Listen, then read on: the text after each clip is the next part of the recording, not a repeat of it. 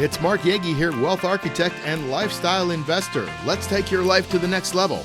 Welcome to the Wealth Architect Podcast. Welcome to another edition of the Wealth Architect Podcast. I'm Mark Yegge, your host. Glad you're here.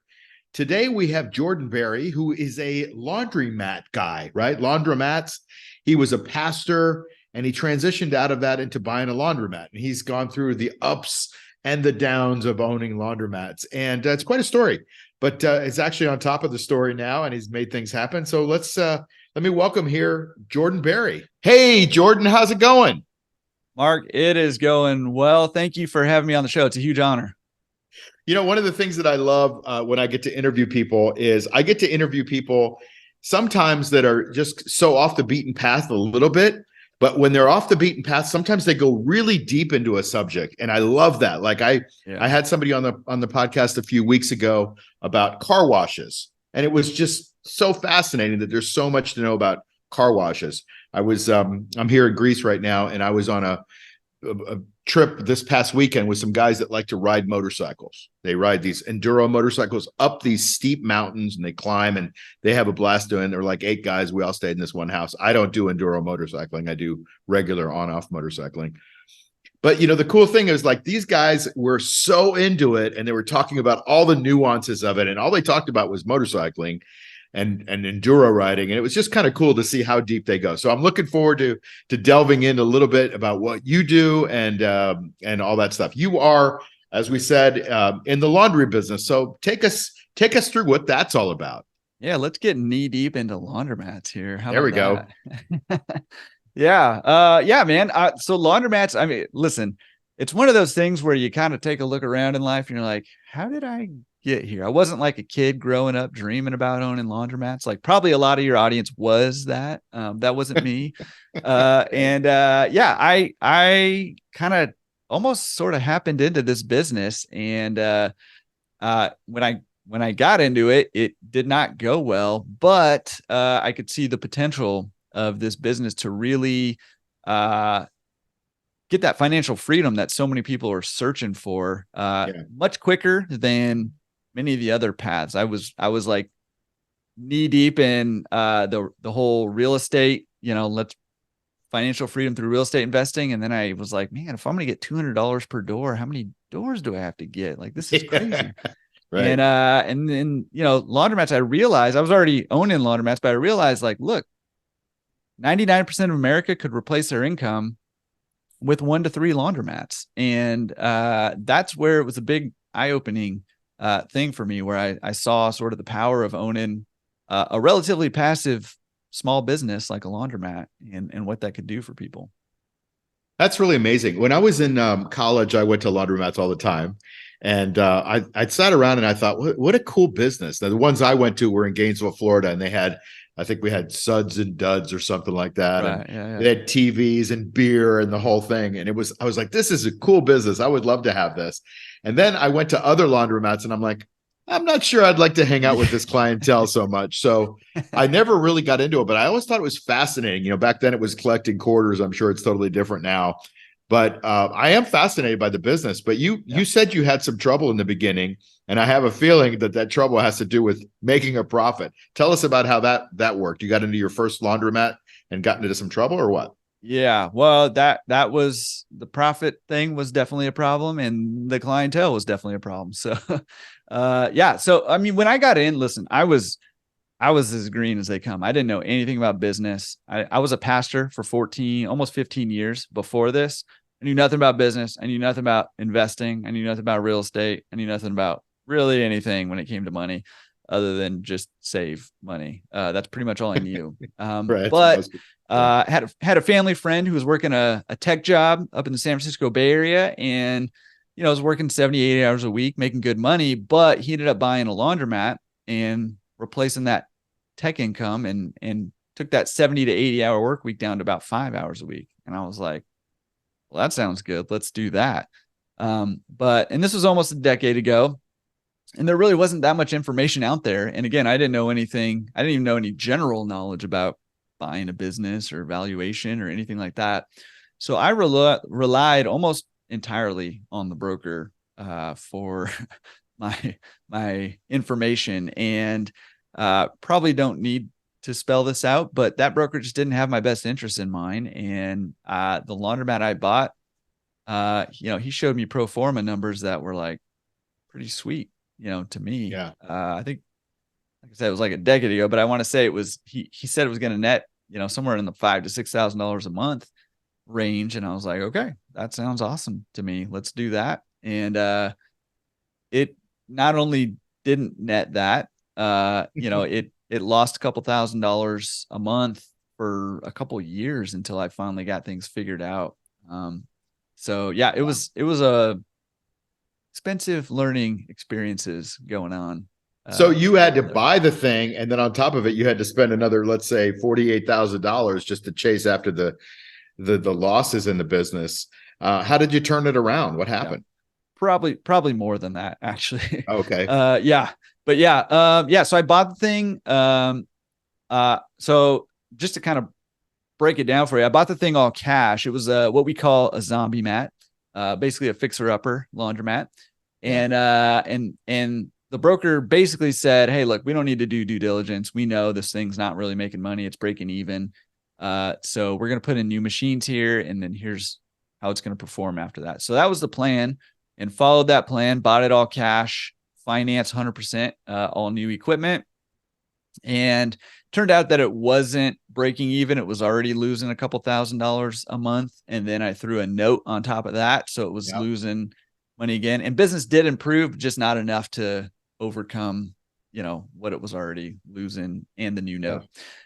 So, one big takeaway for me that I learned that's going to answer your question finally, is, I invested a lot of money I was probably $250,000 into this laundromat between new equipment, acquisition, and renovations and stuff. So I invested a lot of money into rehabbing this laundromat. I invested $0 into rehabbing the reputation of the laundromat. Oh. And it turns out it's just a lot harder to rehab the reputation of the laundromat than to actually rehab the laundromat. And so really? this laundromat had become like gang turf. Essentially, the owners had basically stopped going there almost at all. And so I found, by the way, this is not a typical experience, so I don't want to scare anybody, but essentially I ended up having to get these gang members out so that the community felt safe again.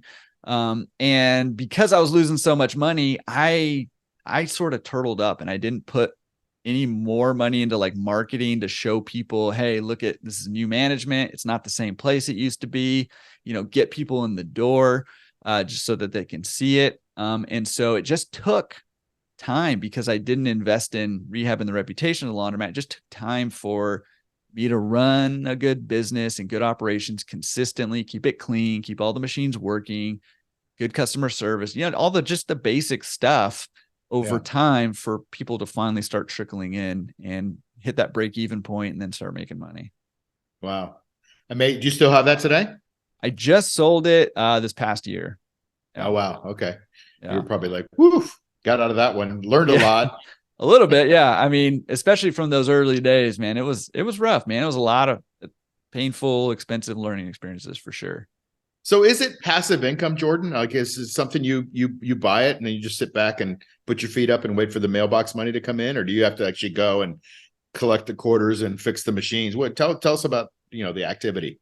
Yeah. So, I mean, that's a great question. And this is billed as a passive business. And I would probably argue there are no passive businesses. I would agree. But with that said, I would say there's a scale, right, of passivity on one time and activity on the other side.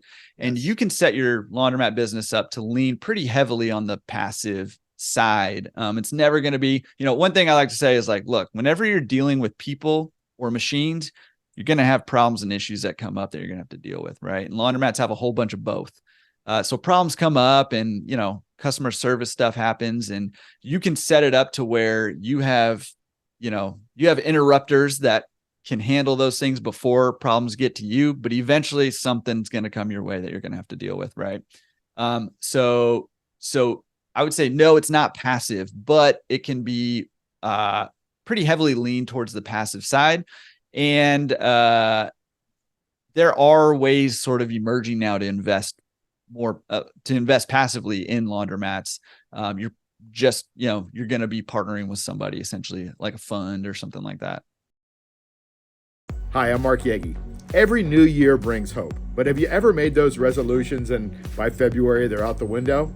Yeah, me too. This coming January 13th and 14th, join me at Your Greatest Year. It's an online summit dedicated to setting you on a path to transformation, abundance, and growth. Make your resolutions a reality. Let's create magic together in 2024. Make 2024 your greatest year.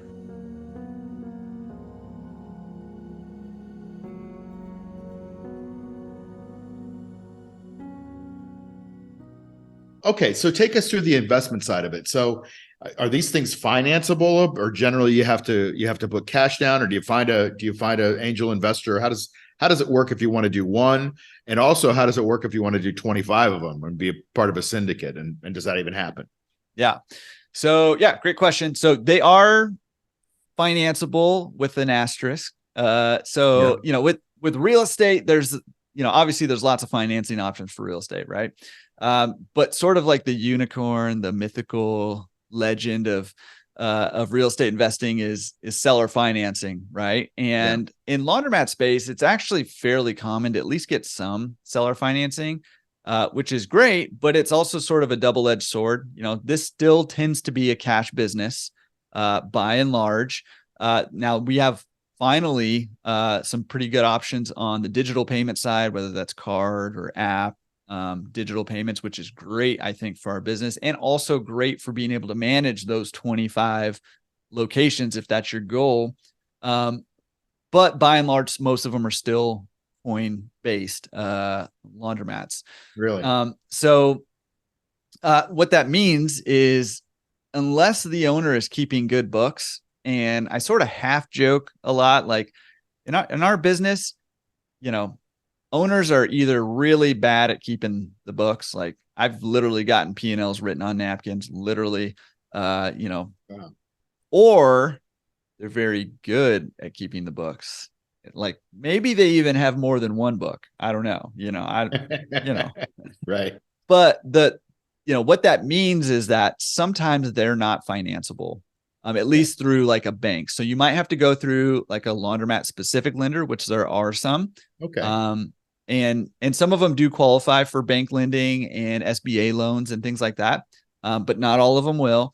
But that's where that seller financing sort of comes in, is that a lot of times if the seller wants to sell, they're going to have to carry a note of some percentage, at least, of that. But what that means is there's not a good paper trail of income. So that's where the double-edged sword comes in. So now that due diligence becomes even more critical to do. Huh. I want to shift to a double-edged question. I don't know the double-edged answer. Piggybacking on your double-edged concept, but we've got, in theory, we have a recession coming. I mean, we're printing money, inflation is making things harder. I don't know why we're not hearing more about it, but we're not. And, people can't be just doing that well right now. I mean, I hear that credit card debt is at the highest it's ever been. People aren't getting raises, but their costs are going up, and they're not just going up by 2 or 3%. And I know that they're going way up. So the double-edged sword part of the question is, I know how expensive that laundry equipment is just for going to Home Depot, right? And that's expensive now. Yeah. So those people aren't going to be able to afford it, which translates to maybe you are going to have a lot of expenses on that side, because you have to buy not only just washers and dryers, but industrial strength washers and dryers. How does all that play into your business, and how does that play into your returns? Yeah. So it's an interesting time right now on, obviously like equipment costs have gone up, and we're not, generally speaking, we're not buying little top load machines anymore, right, like laundromats used to have. We're buying big old 80-pound, 100-pound, 60-pound front load machines, and those can range from like $12,000 to $25,000 each. What? Yeah, some of those real big ones they're big bucks, man. They're throwing around a lot of weight, so they got to be made pretty heartily. So, but those costs have gone up, over the last couple of years as we've seen that inflation go, and and all that. But also, on the financing side, interest rates are high too, right? And utilities have gone up more than what's being reported on in terms of the inflation number. Utilities are going up beyond that by and large, a lot of places, right? So obviously, I mean, this affects our industry, it affects every industry, as we see this. But what you've got to remember, you've just got to do what all businesses do, right? Which is you pass along the costs to the consumer. Now, it can be difficult to do that in our industry because we're still by and large a mom and pop industry. And so there's a lot of people who run their laundromats pretty passively and aren't paying attention to, hey, your utility costs just went up 45%. You're going to respond to that at all? And a lot of times they don't. And it makes it difficult when other laundromats in your area aren't raising their prices the way they should be, and you are. And so going back to the double-edged thing, that's a double-edged thing because it's hard to raise prices. However, one thing it does do, and we've seen this happening a lot to my pleasure, my joy, is it's forcing the people who are the savvier business owners who are trying to keep up with all these numbers that are going crazy on us right now, who are having to find ways to serve their customers better. Sure. Right. And a lot of people, when you think of laundromat, like you were saying, like you think of like kind of dark, dingy, not that clean, half the machines are out, like zombie mat. Right. Yeah. And that's the reputation this industry has. And my goal and my hope is to help rehab the reputation of our industry. And so it is sort of a double-edged sword because it's difficult to raise prices, but it forces us to justify those price raises to communities. And in turn, that actually projects value on the community and communicates value to the customers. Like, hey, you're worth us investing our time, energy, effort, money into you as our customers. And so it can be a good thing on that side too. So in our country, you go through any town and you can't swing a dead cat without hitting a franchise. Mm-hmm. You can't, or some kind of chain of something. Why has there not been a chain or a roll up happened in this business? What do you think? So, I mean, I often do this, travel around the country, swinging dead cats. And you're right. Like I hit franchises all the time. So I can vouch for that. So there's some franchises that have attempted and failed in this industry. And there are a couple right now that are attempting, that are getting more interest. There haven't been any roll-ups. However, it's interesting that you mentioned that because, that's the path I'm heading down right now personally. Sure. With raising money and doing some roll-ups, because I think there's huge upside opportunity in doing that in this industry. So to answer your question, why hasn't that been done successfully yet? I think it's a couple different things. So number one is our industry really until pretty recently has been pretty overlooked as a non-player. Part of that's because of the reputation of the industry.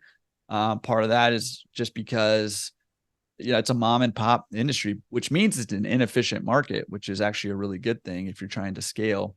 But the other side of this is that we've been like a sloth riding a snail through molasses in terms of technological development over here until the last couple of years. And so finally we're getting like these decent digital payment options, like we mentioned, software systems that can help you manage multiple locations, stuff like that. That's just now getting to a point where some of that scale can be had now. And that's been a limiting factor for a long time, but also the sort of the YouTube videos, the Cody Sanchez's, the Brandon Schlichter from Investment Joy, the TikToks have shined a light on this industry lately. And we're seeing more savvy business owners and investors come into this business because there's a lot of potential here that is untapped. And so it's happening. We're starting to see a little bit of consolidation in this business. And I think we're going to see more going forward. Very cool. Very cool. So you teach people, not just the investment side, but do you teach people how to get started in laundromats and all that kind of stuff, right? Yeah, absolutely. So, I mean, there's a ton of free content. You know, I have a podcast too, Laundromat Resource Podcast, where I interview owners and other industry professionals and ask them point blank questions on like, hey, how are you succeeding? What advice do you have for new people? You know, I have a YouTube channel, has a bunch of stuff over there too. And then I have a course for when somebody's ready to actually pull the trigger. This is a cash business. So there's a lot of potential gotchas in this business. Yeah. And so that course is going to help you avoid all those landmines, not just with the knowledge it has, but it also comes with all the tools that you need that we've developed. I developed a lot of them for myself in our investment fund, but also, you know, I share that with people who buy the course there too. So yeah, doing consulting. I have a little consulting team that we, you know, help people either get into the business or optimize and scale their business once they're already in it. That's amazing.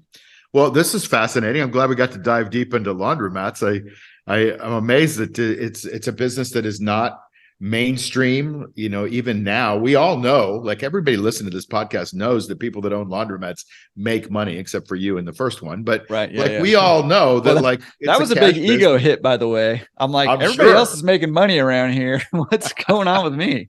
That was tough. That was a tough. That's kind of like the old candy bar route and the soda machine. You know, what do they call those? The vending machine. Yeah. The vendors. So, anyway, so this was really cool. Listen, how do people get in touch with you? I'll have the link on the show notes, but how do people get in touch with you just in case they want to shortcut it? Yeah. So platform is Laundromat Resource. So laundromatresource.com, Laundromat Resource Podcast. We're on all the socials and YouTube as Laundromat Resource. So you can check us out there. And I'll shoot you a link for the course if anybody wants to check out that course and how to get in the business the right way the first time. That's critical. Yeah. There. And my email is Jordan, JORDAN @laundromatresource.com. I mean, that's cool. You know, I think if you go out and buy a franchise, it's going to cost you a lot more than what your course costs. Oh yeah. So, you know, a franchise is usually pretty expensive and you got to give over a bunch of money to be able to run it. I think you probably are going to teach people where the bodies are buried and how to do financing and operations and management and the whole thing. So I think it's probably a great soup to nuts resource. And you certainly have a lot of knowledge in that department, and I'm sure a lot of other ones. So thanks for your time today and your wisdom. This was really cool to go deep with you, and hope to see you again soon. Hey, I appreciate you having me on the podcast. Always fun to talk laundromats. Yeah, I loved it. And listen, everybody else who's listening and watching, remember what I always say: never give up your power in your health, your wealth, or your time. Have a great day, everybody. See you next time on the Wealth Architect Podcast. Take care. You've been listening to the Wealth Architect Podcast with Mark Yegge. Follow us on iTunes, Spotify, or wherever you get your podcasts. Like and subscribe on YouTube. Share and tell your friends. See you soon.